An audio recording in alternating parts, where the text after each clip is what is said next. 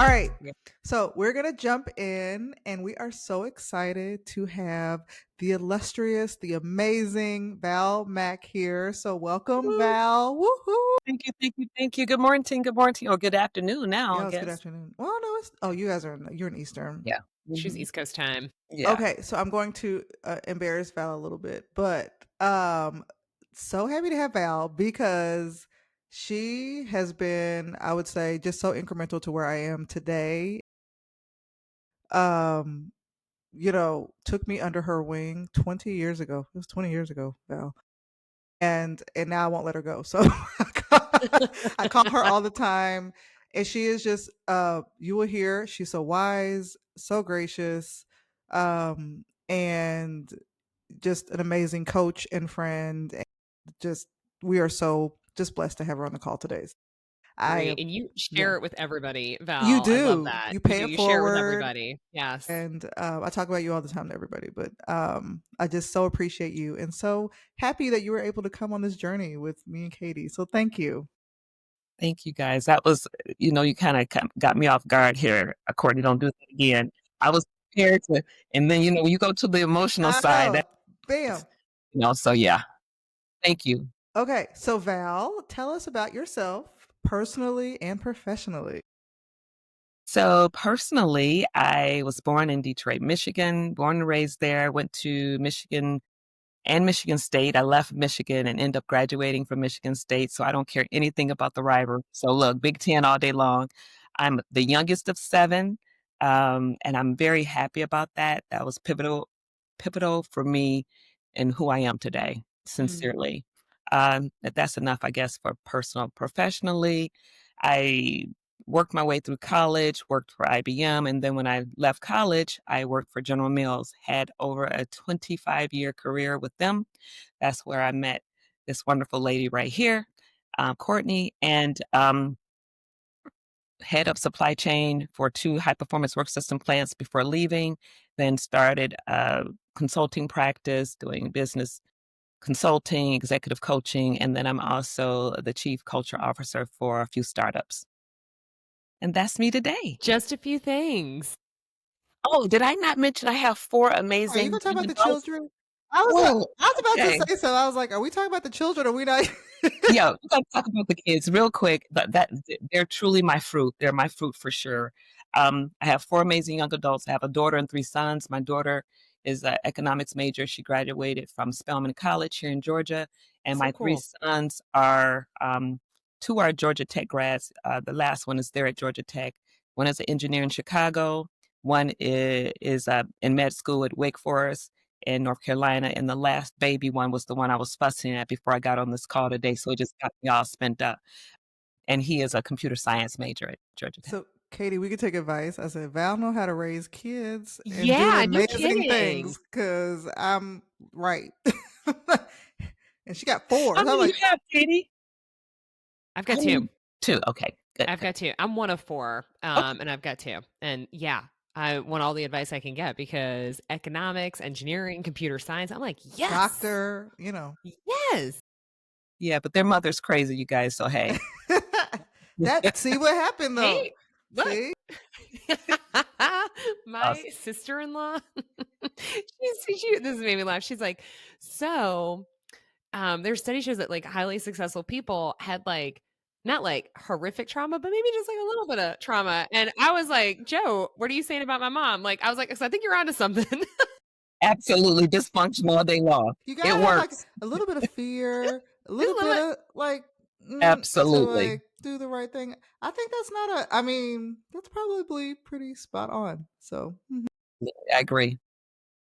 Okay, so across all these amazing experiences you've had, how did you know that supply chain was like this place that you wanted to be? That's a great question, and I did not know, to be honest. I was, in school. I was, working at International Affairs Office and, the Career Services, and I was at Career Services, and I heard some guys, they were friends, and they were talking about during my time, it was called Materials Logistics Management, so MLM, mm.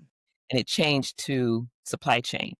And at Michigan State, and they were just talking about it, and they're going on about it, talking about who they were going to interview with, and I'm like, okay, I was a personnel minor, HR minor, major, excuse me, I changed it to my minor.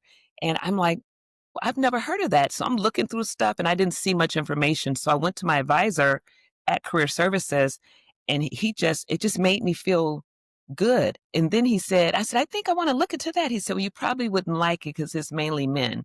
It's for men." And that is truly what he said. Okay. And please don't say something like that to me. It's just like, it's good, but it's not good for me. I just didn't he was just really pumping it up. So, basically, I could, put myself in some of those, interview sessions. Didn't know what I was talking about, did not get one job offer, but I changed my major All th right. that day. And so, it was just interesting. I was more in there asking them questions. They were like, "Well, it was supposed to be an interview?" You're like, "I'm interviewing you now." Thank you.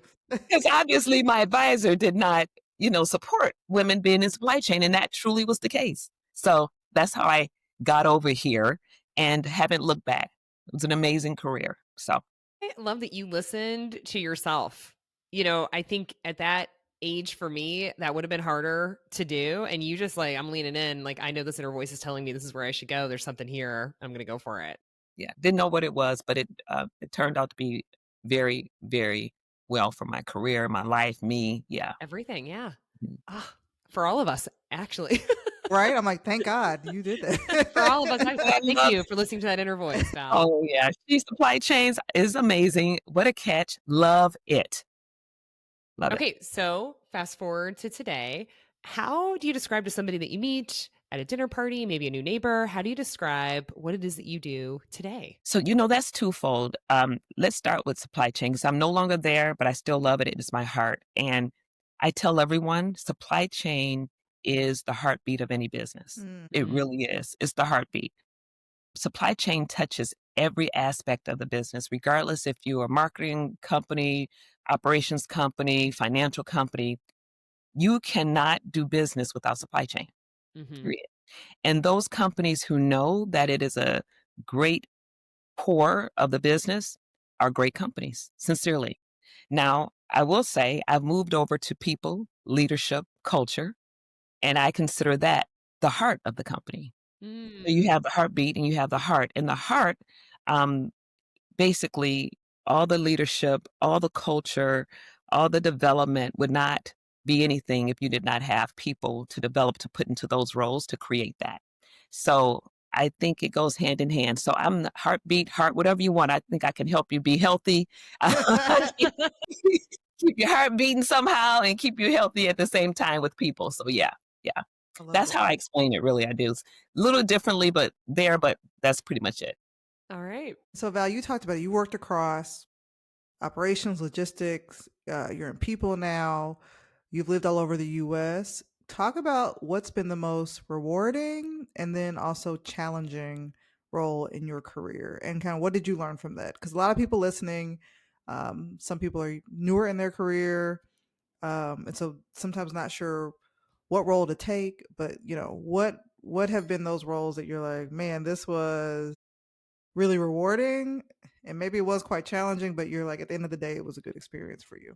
That's great. I'm gonna pepper something in at the end, but I will be honest. The first role I had within General Mills was we were a part of the logistics management development program, and literally, you know how when you get your first job, they give you projects and they walk you around and you have to do certain things. Mhm. Well, in that role in the program, you didn't do that. You literally came out and you started supervising people, and I thought sincerely they were crazy. I was working it was a manufacturing, and a plant and a warehouse. It was a lot. It was a plant in Ohio, and literally, you had a department that you ran, and you ran the shift. You got maybe a few weeks of training, and then they threw you in, and I that was the most challenging thing I've ever done in my life, sincerely, Mhm. because you had to learn how to supervise people who are old enough to be your parents and grandparents. Mm-hmm. You had to learn how to listen and learn how to work with a diversified group. So for me, that taught me so much because really they liked me when they thought I was an intern. When they found out I was staying, It was a little bit different. It ended up working out. It really did. But I will say that was the most challenging at the beginning of my career. That same plant I went back to, my mentor was the person who hired me. I ended up being his manager. Mm, And Wow. that was hard. mm. However, he made it so gracious. And he came to me and he said, I want you to know we prepared you for this moment. Aw. You should Mm, be in this role. And I'm going to support you however I can. That to me was the crux of, I think, who I became because I didn't know how to go to him. I couldn't tell him to do anything. He could do whatever he wanted, basically, genuinely help hire me to the Mhm. company. And I went back and I was his manager. And then, last thing, challenging what I learned from that same plant was the largest plant in our, I would say, enterprise. And we ended up closing it. mm, And when we closed it, a lot of the people who were there had, I would say, issues that they ended up coming to work with because they knew that they were not going to have a job, be able to get a job because they didn't have education. There was second, third generation people who you knew they were families that really were not going to be able to be well. I will never close another plant, even if I go back to supply chain, which I doubt. But that was so hard for me. I had to grow up really fast to do that. yeah. We let people come to work because we know we knew that they were not going to be able to find a job and they needed all the money they could get. Those 3 things, I think just created who I am today. Hopefully that helps. They do. I think those plant closures, they mark you and in a way that you don't want to operate from a place of fear, but you do want to learn like what could I have done differently to have like changed that trajectory and I got to make sure I do it going forward. Because that is hard. That impacts an entire, like you said, it's families, it's the community around the plant. Yeah, Those are it really was hard hard. ones. 'Cause what Those I've realized in a lot of companies, manufacturing is in a small town that is fully Mm, reliant on that plant, and it's the people around it, the restaurants, everything, and so everything. Yeah. that is a big change. Thank you for sharing that. Thanks for sharing. Okay, so you spent a lot of time in CPG, right? And I think sometimes we think CPG is like the not everybody, but maybe those of us in it, we're like, it's the end all be all. It's so fast paced. It's this, it's that. And then you step into a different industry. And so, can you tell us a little bit about that transition and then maybe some surprises you had about your new industry that you're in? Um, it could be a good surprise. It could be like it's just totally different, and I wish I'd known this back in my CPG days. Well, CPG for me, I mean, those who love it, so do not take that away. It's just who we are. It is who we are. We love the fast pace. We love being able to touch everybody, think we know. That's just what it is. We do. That's what it is, and if they don't think we're good, they gotta know we're good, and we're gonna do things well. I mean, that's what's gonna happen, and I love it. I will say, for me, CPG, remember that I shared at the beginning that my major at first was, human resources. And I could only think about getting out of school and getting a job. The thought of going back to school just did not resonate well with me. Michigan State was the number one at the time school for personnel, human resources, and it's still great. Same with supply chain. So I was being told that, oh, you got to go straight to school. Well, I had great jobs in Lansing, that's the capital. So I had great jobs. The thought of going back to school right then just didn't work for me. So literally, I love the people aspect. Mm, However, I changed to logistics or supply chain, so it was a natural progression for me to go back to people because my role in supply chain was totally people. And yeah. I think Courtney can attest to this. I am passionate about people. That's true. Even when I'm giving good information, bad information, wrong information, I passionately give it to you. Um, and so it was a smooth transition as far as how I got here because I was doing a lot of it in my role. Now being here, my HR friends tell me, "You couldn't have really been a HR person because you would have gotten sued several Ah, times." that's truth. That is truth. I have. lot of friends at very high levels, who are like, "You stick to being a coach, stick to being these things, and take the high level road." So I couldn't be one of those that, had to, which is great, business partners today. That's what HR is, business partners. They're not Mhm. just bringing people in or, getting rid of people. They are literally understanding the business and helping you grow your business. Yes. So it works for me now, but had I tried to do this early in my career, I probably would have been on the news or something like that. So the transition, Katie, it was pretty seamless, to be honest with you, and Okay. it didn't happen overnight. It took, it was various steps, various years, and it worked out, and I love where I'm at. Okay. Wonderful. So speaking of, as you transition your career, how do you, as a coach, and as you are trying to stay in front of trends, how do you stay in front of that? Because as we talk, Katie and I talk, and our listeners, we get a lot of questions on. You can be inundated with information, training. There's an executive coach everywhere. There's consultants everywhere. So how do you, as you think of your role, stay in front of like what's relevant to people and make sure that what you're offering and what you're bringing is still future and innovative. So if I'm being totally transparent, let me first say I need to do better in this area.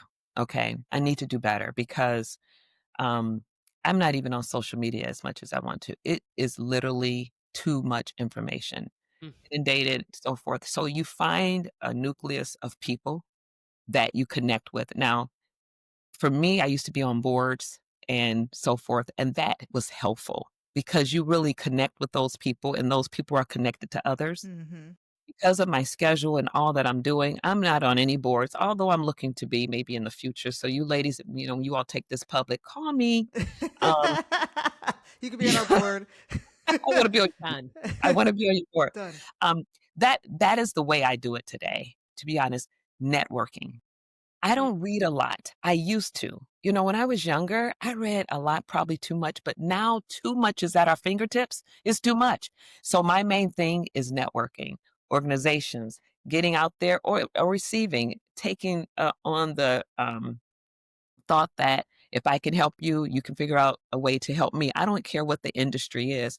I learned something from everyone that I meet. Everyone. I have yet to feel that I haven't. Now, their philosophy may be different, their style may be different, Mhm. views may be different, but I have learned something from everyone I've met. So truly, I do read some of the things, not a lot, but mine is through networking, and I have a lot of bad friends. Bad meaning You good. you have a lot. Yeah, you're a connector.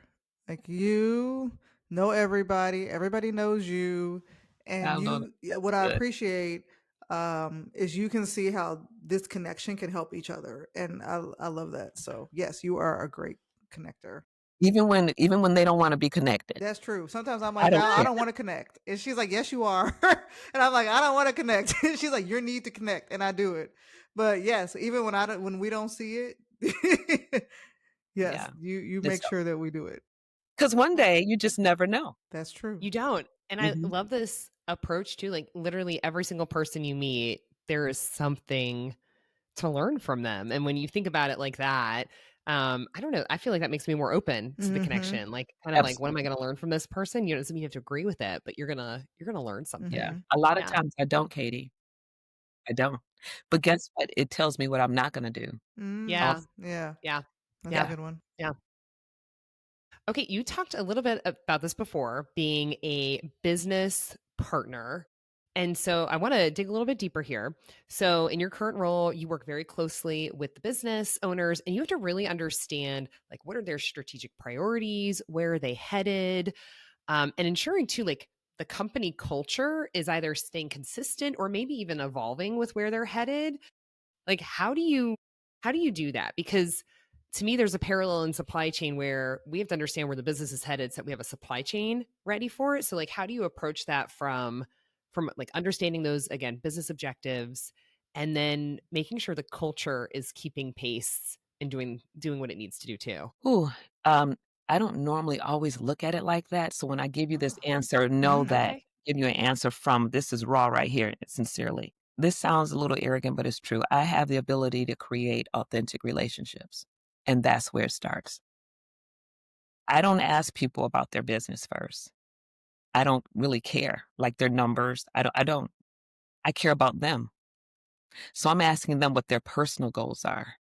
What are they doing with their families? That's important. That's the business that we should be in, all of Mhm. us. Because if your personal life is not right, and a lot of our personal lives is not right, but there are some things that you're willing to tell me that you can share, and I'm not gonna I never judge because we all a little bit crazy.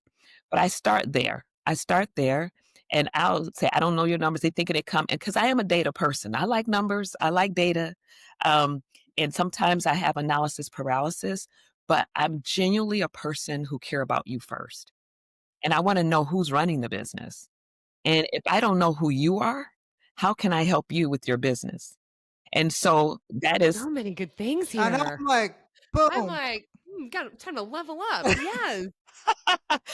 Thank you all for making it sound right, but guess what? We all have it. We just normally business is going too fast, we don't take the time to do it. I know, I'm like, That's "Can I what see it your is. spreadsheet, please?" And if there's an attached PowerPoint, that would be helpful as well. It's whatever, or the and guess what? It's not even in a spreadsheet, it's over us coming on, you stand for a weekend, we just talking. I know. Um, really, that's what it is, but that's how I start any relationship. I start as friends first. I don't even have to know you, and this is the truth, I don't even have to like you, Ooh. Mm. and some I What don't. about respect? I do have to get some verbiage out if I don't respect you. Okay.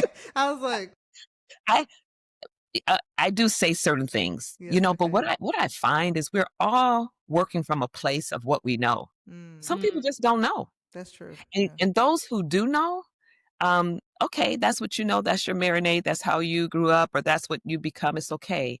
But at the end of the day, business is business and money is green. So that That is that's good. Oh, you're gonna get a anywhere. mug. That's gonna be business is business and money is green. I like that. That nothing changes from that. So I'm not trying to change your perspective. I'm trying to help alter you to think differently so you can have a great business. And normally when we have all those conversations and things like that, and we're getting to know each other and they're wondering, well, when the business part coming? I was The gonna ask that business, question. Are they like, okay, this is all great and all, when we're gonna talk about they business? don't rush to it. Okay. They don't rush to it. But when it does come, guess what? They respect me enough and think I know enough to give them information about their business. And that's what happens on the golf course. I used to play a lot of golf. I do not anymore.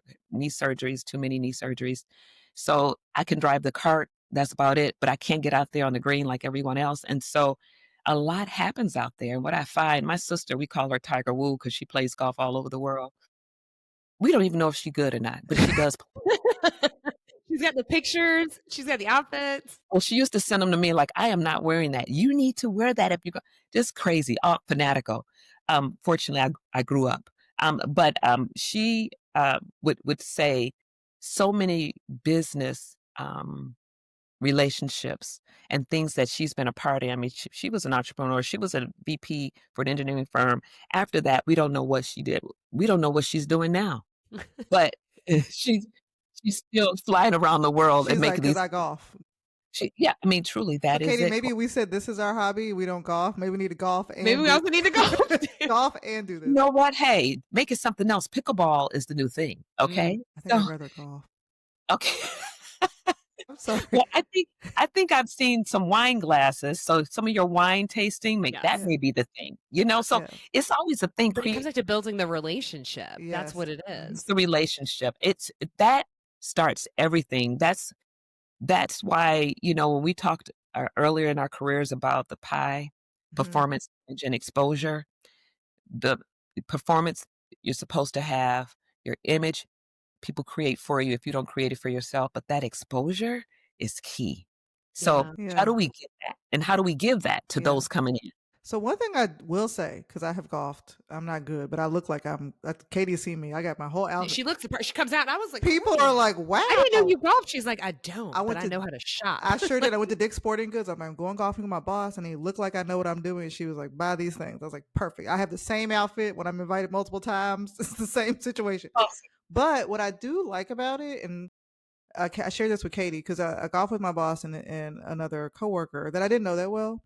But when you're with someone for like 6 to 8 hours, it's like like traveling with someone. you Yeah. learn, and I have a relationship with this person now that like like, and me and him have nothing in common. Like Katie's always like, "What?" I'm like, "Me and him are cackling at things, like cackling together because we spent all day together." It doesn't hurt that there's, you can drive around and get a drink. That doesn't hurt either. But it's just like it is a very, and it's like kind of slow paced in that way. You got to walk or take the cart. It is a great networking. I wish I was good at it, but I'm like I will drive that cart and you know Hand out the libations. yes, hand out libations just like anybody else, and like, I'll swing a couple times to look like I know. But that is the one thing about golf that I said I can do like 9 holes, but it is a nice, easy, low stress networking, and you get to do with different people because it's someone else's turn. So it is quite genius, I will say. It it is, and I wanna add this thing here, just for those who will never golf and don't wanna do it. So we changed it up a little bit for those of us who stopped golfing, and, basically, if we do golf, meaning we will go, the golf course has to have a spa, Oh, Mm. ooh, and like let me this. tell you, it is so many men going to the spa, you all, okay? They just wanted to be asked. They just wanted to be at their Oh, fingertips. they were just waiting for the invite. They were they it just wasn't there. It Mm, wasn't there, and so you can find other things to do, but it is best to just get out there and get to know them off of the premises of work. It's yes, important. yeah. It's important. Okay, Val, as you have been a mentor and coach to many, many people, God bless, and, for long periods of time, what advice would you give? And you already talked a little bit about it, but as people that want to be better mentors, want to be good coaches, it is something that you get farther in your career. You want to pay it forward, but you want it to be meaningful as well. So, any advice as you think about people that want to get better at mentoring and coaching and getting the most out of those relationships? Um, I am sure if you've asked that question to many people, there are many answers. So I don't know if I have the right answer. I can tell you that I have Val's answer. And this is how I live my life. Servant leadership, your mentorship. Servant leadership. We all should be serving in some way or the other. And I Hmm. consider myself, are you edifying? Are you enlightening? Are you encouraging? Are you, what I want to say, elevating? All of that. Those the catchphrases. If you forget, remember to do those things for someone else as you're trying to matriculate throughout your career. We forget. We forget that we're all trying to get there. Fortunately, me being the youngest of seven, I grew up in a home that was a whole lot of love, and they all loved on me. And so that I can, you know, give to other people. It's very easy for me to do that. Peer mentorship, we don't know it all. And so when I say I can learn from everyone, I really can. Even if I call my girlfriend, like, girl, I can't believe what he just said. Can you believe? The point is, there is a nugget, and I try to be a squirrel whenever I can because, because we all wonder, how did they get there? Preach How it. did they get there? You're just wondering, like, their skill set's not good, but maybe they knew how to network. Maybe they Hmm. knew numbers. Maybe their father was this or their mother was that.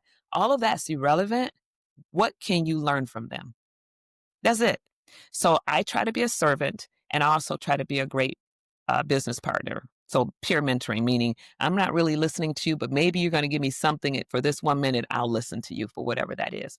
So I would say those who are trying to be great coaches, um, don't forget that really we're here to serve. We really are. And don't forget that you can learn from anyone. Mhm. And you can learn what not to do too. So I'll say There that. there was an article about peer mentorship and how it's, like, one of the most overlooked areas for growth, but it can actually have the most impact on your development if you choose to engage and choose to learn and choose to share too. Because we're in the Abs same spaces all the time with your peers. Yeah. I mean, absolutely. yeah, Katie and I give each other coaching. Well, see, let me just go one step, and Courtney, you know this person. So when you're in a meeting and you in there with your friends, you can't always agree, right? You got to make people think that you all are not as close as you are. So so you can't always agree. But what you can also do, I am big on feedback, very big. And people don't think I am, but I am. I ask for feedback all the time. And last night, I went back looking through letters and I remember there was her name was Shannon Weaver. She used to be this high-ranking person in General Mills. She sent me a note, and at the end of it, she said, "Val, for the most part, I just want to say everything you and your team has done was great, but you have always asked for feedback." Mhm. I didn't know it went back that far. I don't know, but in those meetings when you don't show up well and you kinda turn off when somebody say something and your face get a certain way and your feelings come through your pores. We've all been there, right? Yep. Yep. You got someone in that room that's gonna tell you, "Lift your face up, get it together, get it." That's pure mentorship too, you Mhm. know? Because it's not about them disagreeing, it's not about how they treated you, it's about how you showing up, and we can do that for each other. So, I do think it's underrated, Katie. I really do, but for me, it's like, I'm not receiving that today, call me tomorrow. I do sometimes do that, because but I wanna hear what I didn't do well. So, Yeah. yeah. Katie and I call it Note when I go back to work on Monday, like a reminder yes. to make sure I got that turned on. Katie and Yeah. I call it Botox face. Like when we start Put your squinching, Botox face she's like, on. "Put your Botox face on." I'm like, Ooh, I need some too. I need "No, you're." Botox. You need it, but we're just like, like you can't see the facial We're just expression. like, "You can't move your muscles." You just I know. And that's what I'm saying. I need it because my muscles be moving, ladies. I mean, I One may time say this, Katie was on the we would always screen. do it. She was remote. I was like, "We can see you." I said, "FYI, you are not off camera." I love that. I I was love like, that. "Did you know sometimes there's only 3 people on the screen?" So I was like, "Bam." I was like, "Wow." Your face is 3 foot big I'm and they like, can "You." see it, Katie. Yeah, I'm like, "Your disgust is clear. You are not okay with this play." Yeah, I was like, "Whoo." I was like trying to text with my finger. I was like, "Mm-mm, we can see you. We see you. It's okay." We see you. Ah. Boy, okay. All right, we gotta go off Okay. track. All right. It's true. Okay, let's see. Succession planning. This is something we really want to talk with you about Mm. because we see this as a superpower of yours, whether you even realize it or not, how you're developing people and getting them ready for maybe that next place in their career. I think all of us, no matter where we work, we want to make sure we are developing like the next group of leaders coming in. So what's your approach to that? Like, or maybe people who are new managers, maybe they've just changed organizations, I don't know, but like what advice might you give on how should we be thinking about and approaching that succession planning in a way that we have like a really diverse and inclusive group coming in behind us? Wow, that's great. So, years ago, probably maybe 10 years ago, I had this desire to write a book, and the name of it was Raising the Next Generation in Corporate America. Mm. I have not written one page. Still on the All I vision can do board? I need a ghostwriter. All I can do is, talk about it and say, "Lord, you just haven't." Now you I need to just just talk about it to Gemini and he'll he'll create the book. nowadays, I gotta think about how to do that, because I can show technology, you how I to need do it. to get better. Look at you. Need to get better. But that truly was the name of it because literally this generation needs to be raised. They don't just need to be taught, they need to be raised because some of them didn't get it from home. So we gotta teach you how to. You all think of raising an organization. No, I'm actually saying like your children. It's different. And I have some of them in my home. And so I see the difference, how they think, even though they Okay, are I have a very good. question real quick. Sure. What do you think is the difference? Because I mean, I see it too. My mom and I were talking about this morning. Is it because we were just so feral and we just had to figure it out? What do you think? This is bad perception. I always say this like I know what I'm talking about, but I gotta put that disclaimer in. I'm like, where'd she get that We from? want to There is know. no I want data to know. point. For me, we wanted our children to do better than we did.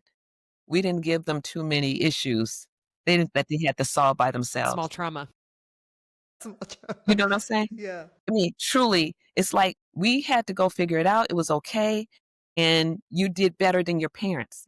Our Hmm. children are doing better too, but guess what? We're giving them their own bedrooms. We're letting them, I mean, it's Mhm. different. They don't know how to get their panties twisted and be okay. You know what I'm saying? It's like Yeah. they don't know how to do that. And I mean, and I it's think okay. They about got full-fledged breakdowns. Okay. the Yeah. weekends where I would just run feral all weekend, and we were getting into everything, everywhere on go karts, and I was like, today I'm like, oh, can you ride your bike down the street? You know? Absolutely. We've overprotected. Yeah. But it's a different world, Yeah, in my that's opinion. true. It's a Mm. different world, so that's part of it to me. Some, been raised differently and so forth, but truly to me, we just wanted them to be better, do better. And so when they scuffed their knee, we didn't tell them to get up, but we went and got them, picked them up, and then put the stuff. I mean, that's just what we did. And we Yeah. still somewhat do it today. Now, with my children, I love hard, but I also push hard. So I'm like, oh, you hurry, get up, go run it off, run it. So I'm like, I love you. You look great. It looks fine. Go run. And they probably traumatized from that, but Okay, because it's sorry to like, get you off topic. We were talking about succession planning, but I was just curious yeah, as to, I'm sorry, but yeah. succession planning. So yeah, thought about the book, but I try to do nuggets. So succession planning for me starts with, and I know this sounds crazy, but it's the truth. Feedback. We're not good at giving it. Mm, We're not. I'm very good at giving it, and I've given it at the wrong time, at the wrong place, to the wrong person before, but it was still true to who I was. If I see a gap, I'm going to try to help you fill it. I don't know how not to do that. But I've had to learn how not to always say something. But when you see someone not doing something and it's causing issues for someone else, I'm like that martyr, like, okay, I got to say something. So first I start with feedback. Please give feedback, people. Feedback. Okay. You have to give it with tact. And I always say with tact. It needs to be timely. It needs to be actionable. It needs to be clear. And guess what? It needs to be truthful. Don't go in there saying, "Oh, you did okay," when you know they didn't. That's why these people want to win when they're the last person in the race. You don't get mm, a True. trophy. Okay? You lost. It's okay. Yeah. So, first feedback, I think we don't give it enough. And when you give it and you get that muscle, you receive it. And mhm. you receive it with tact. You trust that is truthful and you can learn from it, right? You make sure you acknowledge that you can learn something, you clarify if you're doing something right, and be transparent on you don't know how to do it because otherwise you wouldn't have been doing that. So Right. it's on both ends. So to me, that's for whatever level. And then I say time and exposure. I think as far as succession planning, we should make sure we get people in the room. I wouldn't have gotten here if I wasn't in the room, allowed to be in the room. And sometimes people don't deserve to be in the room. But if they're quiet, let them be in the room. Give them exposure to things they wouldn't know. People don't know what they don't know. So we're talking about these young adults who don't know certain things, but they won't know. And then they're going to get to certain levels and still not know Yeah. Yeah. because they didn't get the feedback and they weren't So exposed. Katie and I talk about this a lot, and I don't know how you do it, but especially in corporate, you're not invited in until like it's your job. And so, as Katie and I talk about, we want to be in the C-suite, but we've never been able to sit in a board meeting or even know what is talked about, or So I do think Mhm. that's a really something we talk about a lot about how do you get you and your team's exposure when you're not always invited into the room until it's like then you're expected to perform at a pretty high level pretty quickly. You go to some other company, not leave your job. You go to some other company. You take you and your team and say, hey, we're looking to benchmark. Can we come XYZ? And it may not be in that C-suite room, but it's high enough that it's on the side of the building that no one goes. That's good. That's Hmm. good. So in my mind, if it's not happening in your company, go to someone else's. And I was always big on that. I mean, I did stuff that people didn't even know about. You know why? Because we wouldn't have been able to do it. So I Yeah. just that's what people didn't know. Um, but if you're trying to develop the whole person, sometimes you got to get them out of where they are. You know, make the environment a little bit different. So succession planning to me is giving them your time, which is important. A lot of people don't Mhm. get that, and then getting them exposed to things that they wouldn't normally get exposed to. And it doesn't. I say this respectfully. It doesn't necessarily have to be the C-suite. I know that's where you two ladies are going, and I think you all are. Hey, one day I'm gonna need a job. I hope you all remember me. I remember. I'm serious. Don't Val, don't you don't forget about me. you're gonna be Don't like forget about me. coaching and executive coaching us from the side. Yeah. Don't forget about me. Keep Well, y'all don't forget I employed. need. Yeah, I do retainers, so that'll work when you all Okay. get up there. I know. I mean, Okay. like, I'm here I and know. I have my my executive coach to keep me in line.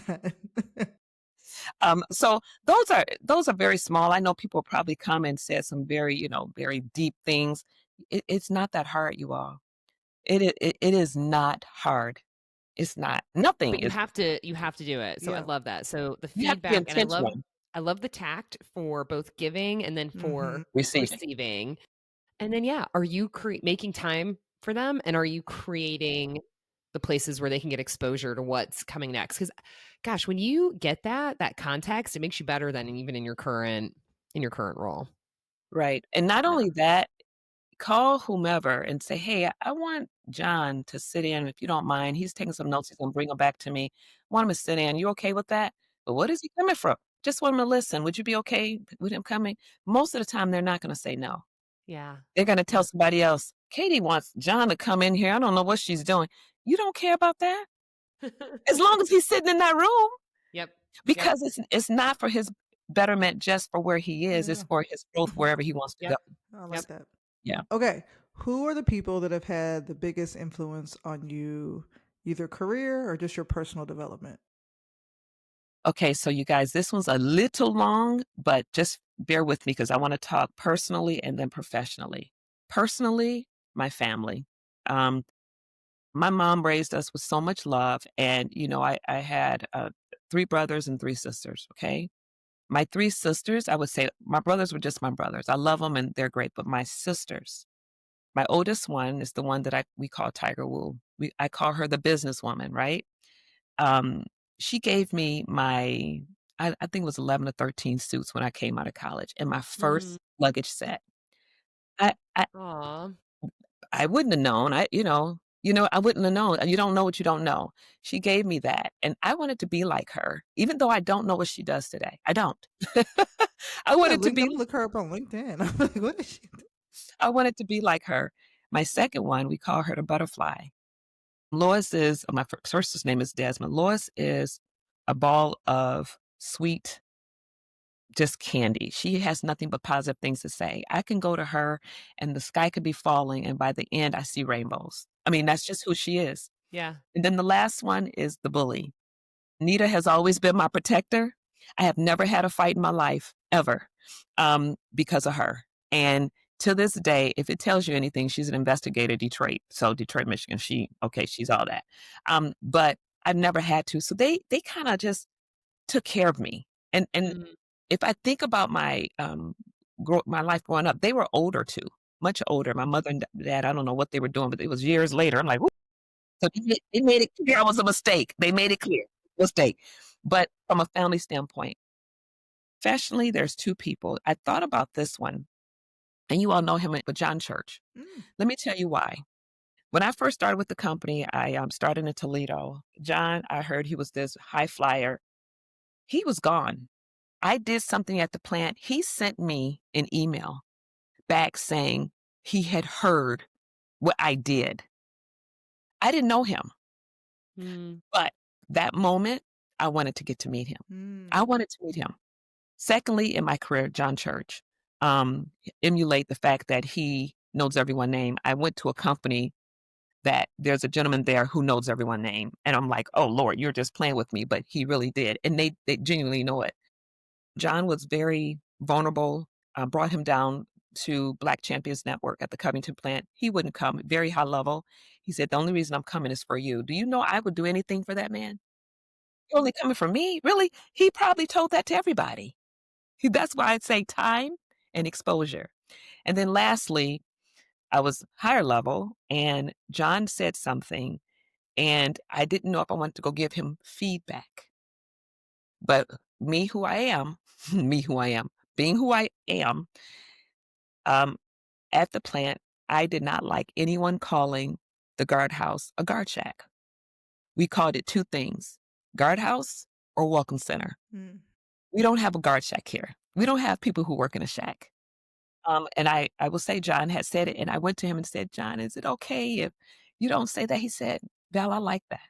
Now, this is an executive. He could have blown me off. He could have said whatever. So there were 3 times. There were a few more, but those are 3 pivotal things that he was never too large to listen and make me still feel special. And it started when I Mm. first made it to the company. He didn't know me. So that's that. We don't talk today. But if I see him, I'm like, "What you need?" Well, I'm gonna text him and be like, "Val just had a Yes. great story on the podcast because I don't I think so highly of him, and whatever. The second one is, his name is Bill Schrack. He was my mentor within, General Mills. He was a director. I'm growing up through the company. There's 2 things he did. He showed love to his wife, and he kept a promise. He called his wife Boo in 1996. He was calling his wife Boo. She was this Southern woman, you could tell she was taken care of, nails all done, and when I heard him calling her boo, I'm like, "Oh my goodness. You call your wife boo?" He said, "Yeah, she's my boo." oh, This was 1996, people. So, I just love that, and he openly did it. I'm like, loved it. Southern all day long, now I'm in the South, so I like seeing stuff like that, and the second thing he did was I went to California, didn't wanna go, and then when I went, I didn't wanna come back. I had a great time in California, but everybody knew I should leave California because I was probably gonna stay. It was good times in California. He told me, that if I took the role, he would make sure I would, be done with the role that I was going back to in a year because it was a burnout role. Mm, And I'm thinking, no one had ever said that. This gentleman, instead of going to Chattanooga for the first role, he said, "We're gonna send you to Michigan." They built brick and mortar, uh, office onto the distribution center so I can go there and be close to my family. And then he brought me back, from another role, and it wasn't a role yet. He said, "I told you a year, a year." I came back 3 months, I didn't even have a job. He just promised that mm, he would bring me back. So, all of those things made me loyal to spend over 25 years at that wonderful company. It wasn't because of the company, it was because of the people. mm. And I hope everyone get that, right? It's the people. So, I know that was long, but I truly love is heart this. for me. Oh, So, I love that. I love it. The sisters and the mentors at work. New yeah. That's stories awesome. that I have never heard. So, I know. mhm.